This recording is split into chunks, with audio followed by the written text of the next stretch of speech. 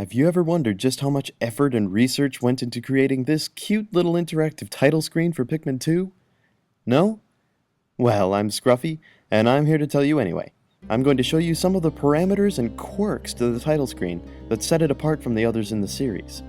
It should be understood that a large group of Pikmin form the logo of Pikmin 2 in the title screen, and pressing R and L on your controller toggles them between that logo and the Nintendo logo. There are other events that occur, such as the Pikmin being attacked and eaten by a red Bulborb, that can be controlled if you're that cruel, or the Pikmin trying to swarm an iridescent flint beetle, also controllable. And finally, Pikmin occasionally sway in the wind or briefly break formation. It should be noted that the default position for the Pikmin is their logo, which is defined by a boatload of coordinates. Now, to find the parameters to all this, you can look in the Pikmin game files in a folder called User, in the User Ebisawas folder in Title. In the titular package file, you'll find a folder called Param, which handles parameters about all the events in the menu. I'm going to demonstrate these parameters beginning with those for the title in general, in the file Param Title. Without further ado, TP04 and TP05 are the minimum and maximum X values in which the logo coordinates can be drawn. Normally they are set at -400 and 400, but if I divide them by 4, as you can see, the Pikmin who now have extraneous coordinates can't be bothered to show up, although they do glitch in when the logo is changed, since they're so confused. Works with both logos too. By the same token, TP06 and TP07 are the min and max Y values for the logos. Normally they are set to -250 and 340, but here I've set them to -100 and 100. To note is that this is not the limit for Pikmin movement, only for logo creation. TP08 and TP09 are the X and Y coordinates for the center of Pikmin diffusion. That means they define the center point from which the Pikmin scatter when they aren't part of the logo. Normally they're both understandably 0, but I changed both to -250 here. What you're seeing is the superfluous Pikmin camping out away from the point -250, -250. The weird thing is, there's a lot more Pikmin here in the screen than are necessary to create the logos. Look at all these white and purple Pikmin who will never become part of the two. I guess they're just there to make the crowd look bigger when the logo first sweeps in? TP10 is the diffusion minimum radius. That means the minimum distance Pikmin have to travel away from the diffusion center. If I change this from its norm of 550 to 0, the Pikmin get a lot lazier about cleaning up their logo, because they don't have to travel away from the center anymore. TP11 is the diffusion maximum radius. This is normally 600, which is well off screen, but at 200 it can be clearly seen here. This also happens to be the maximum Pikmin movement radius in general, so the logo looks like it's stuck in mid-Looney Tunes transition. And since the logo never gets completed in this state, you can't change to the Nintendo one. Sorry, Nintendo. TP15, TP16, and TP17 are all about ambiguous Pikmin states that I'll get to in more detail in just a bit. TP15 is the amount of time Pikmin disperse from their current logo. TP16 is the time they spend reconvening to form the new logo. TP17 is the time they spend swirling around the new logo until it becomes clear, and then they stamp it down. For fun, I set them down to 0.5, 0.5, and 1. So when Pikmin change the logo, they barely have any time to rearrange. This will be handy later on for demonstrating one other Pikmin behavior. TP19 concerns the wind animation, specifically how long it takes wind to blow from the left side of the logo to the right. Normally, it takes 3 seconds, but at 100, you can see it here, just barely slowly crawling across, until it's interrupted by another animation, or the demo. TP20 is the total amount of time those doggone enemies can be in the area without player input to keep them there. Normally, they stay around for 10 seconds, but I set it to 1 second and they just ain't got time for the Pikmin. Then there's TP21. See if you can figure out what it does. Missed it? Try again.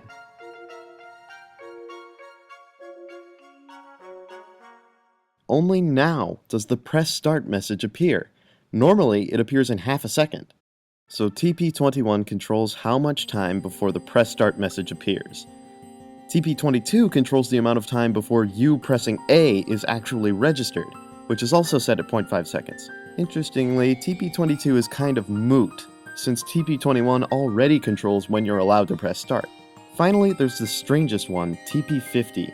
Bet you never noticed or needed to notice this, but every time the Pikmin form a new logo, the plants and foliage around them do a little dance.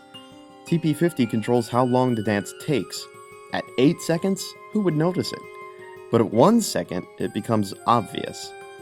Still pretty subtle and strange that it's even there, but the quirkiness only continues. Now on to param Pikmin, parameters specifically for the Pikmin. There's some fun to be had here, beginning with PK00 and PK99, which are the scale of the Pikmin in the American and Japanese versions of the game. Interestingly, the Japanese Pikmin are a little larger, probably to help fit their logo shape. But here's how they look with size doubled and size halved. Look at those tiny little guys, they're like the size of Pikmin's Pikmin. PK01 is the Pikmin's collision radius with enemies. Normally it's 5, but I set it to 50 and look but don't touch. PK02 appears to be called stopping distance. It's set to 20 by default. It appears to control the distance Pikmin disperse when you select a game mode, like begin. As I demonstrate here with it set to 2000, they are much eager to get out of there. PK03 is what Google Translate calls convergence distance. I can't tell what it does. It doesn't really appear to change anything, but it's normally set to 50. This is where I reach out to the capable audience of 3 or so people to help solve this mystery. And while you're at it, I also have no idea what PK04 and PK12 do. Someday we might know the answer. Someday. But today, let's talk about getting flying Pikmin in Pikmin 2. You heard me right. Just adjust PK05 and PK06 from their usual 5 to say 50. And ta-da! Okay, it just changes their shadow locations. That's still interesting. Their shadows aren't actually caused by any light source, and you can move them wherever you wish. PK07, PK08, PK10, and PK09 are just animation speeds. Whoa! PK13 controls how much Pikmin try to escape from the red Bulborb. Normally at -5, I inverted it, and it actually caused Pikmin to approach the red Bulborb, clamoring to be eaten. PK14 is the maximum distance Pikmin will run away from a Bulborb. It's normally 200, but I divided it by 10, and the Pikmin just got lazy. Look out, he's gonna eat I don't care. And finally, PK11 is how long wind affects Pikmin each time the wind blows. Normally Pikmin sway for 6 seconds, but at 1 second, the Pikmin just do a wave. Now, we get into the nitty-gritty stuff. The stuff that really makes Pikmin tick when their location isn't rigidly defined. Let's look at param BOID. When Pikmin in the Pikmin 2 title screen are moving outside of their assigned coordinates, they behave by a series of algorithms known as Boids. Invented by Craig Reynolds in 1986, and named either for birdoid or for the way a New Yorker says Boids. Boids gives a group of geometrical agents a set of steering behaviors to mimic how birds flock in real life. They have to separate and avoid collision or crowding, align themselves with the average orientation of their neighbors, and keep in mind the collective location of the group as well as their own location. So, the faceless Pikmin who you'll see for no more than a few seconds at a time in a title screen can do all that? Yes, and they can be told to change this behavior surprisingly well. In param BOID is a collection of T title states, with the same parameters for each. There are 5 T title states total, which I assume are for dispersing, convening, aligning, panicking, and swarming behaviors. But the states are not labeled, and I don't know how the game differentiates them, so for each parameter, I just change the value for all 5 states, and see how it affects them. The first parameters are TSP0 and TSP1, which control the rotation speed and aptitude for local alignment in the Pikmin. They are both normally at 0.2 and 0.4 for all states. So first I added 1 to both these values. You can see that the Pikmin rotate much more quickly, and when they convene to form their logo, they turn corners much more tightly. It seems erratic at first, but their sense of local alignment kicks in, and they align with their local neighborhood, which is in this case, each letter of the logo. So the Pikmin are telling themselves to average out their rotation with everyone else. Given their normally slow rotation speed, This motion normally looks smoother than this. In fact, when I set TSP0 and TSP1 to 0.02 and 0.04, the Pikmin can't keep up with their movement speed and never make it to their coordinates even when it's mandatory. TSP2 is the maximum Pikmin walking speed, which is normally 4. It's fun to watch this value doubled after seeing them for so long at the same speed. TSP5 is a fun one. BOID Collision Avoidance Factor. This sets how cautious Pikmin are to not only detect, but avoid collisions with one another. And they normally get values up in the thousands, but it varies state to state. Again, I can't tell which state is which. I multiplied TSP5 by 100 for each state. Watch what happens when I switch the logo.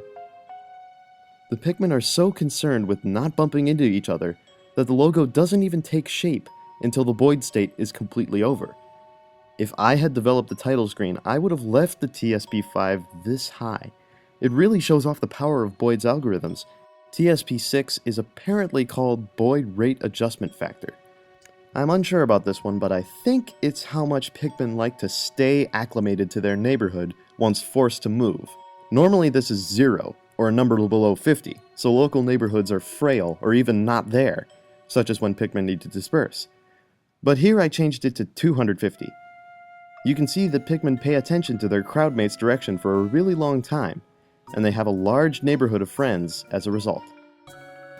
TSP7 appears to be called Boid Center Set Coefficient, and never goes above 3 in the original file. I set its value to 10, and now you can see the Pikmin just appear to sweep right, swing into chaos, and eventually rotate around their coordinates while trying to maintain a crowd. I'm not sure what this parameter controls exactly, but it might be how important the Pikmin judges their coordinate to be over their local neighborhood. TSP8 is Boid Individual Neighborhood Search Radius. I suppose that speaks for itself. Normally it's 30 for all states. At 0, there are no neighborhoods, and little reason to the Pikmin's movement, as Pikmin do not consider the actions of crowd members around them. For instance, they never align their rotation with each other when forming the logo. Meanwhile, with TSP8 set to 300, Pikmin consider the actions of Pikmin far away, and thus the whole group sort of agrees on what actions to follow. They even align the whole Nintendo logo to rotate harmoniously. See, if we all had a little more TSP8 in our hearts and minds, the world would be a better place. TSP9 is something along the lines of destination proportion of group and the center of the individual. This mouthful tells Pikmin how important the location of the entire group is over its individual location. It's going to help my demonstration to set TP15, TP16, and TP17 to smaller values, so the Pikmin spend less time in their Boid states. So, TSP9 is normally 0 or 0.25, because Pikmin consider their local neighbors, not the entire group. But if I change it to 1, the Pikmin basically gather in a big cell and build the logo from there. The location of this group is simply determined by the collective decisions of all those Pikmin, so it's kind of arbitrary, but the principle certainly holds up. All in all, the title screen of Pikmin 2 was designed with so much attention to detail, especially regarding programming the Pikmin with all these Boids principles. It's another quirky particular that makes Pikmin 2 a strange but unique game to behold, inside and out. I'm Scruffy. Thanks for watching.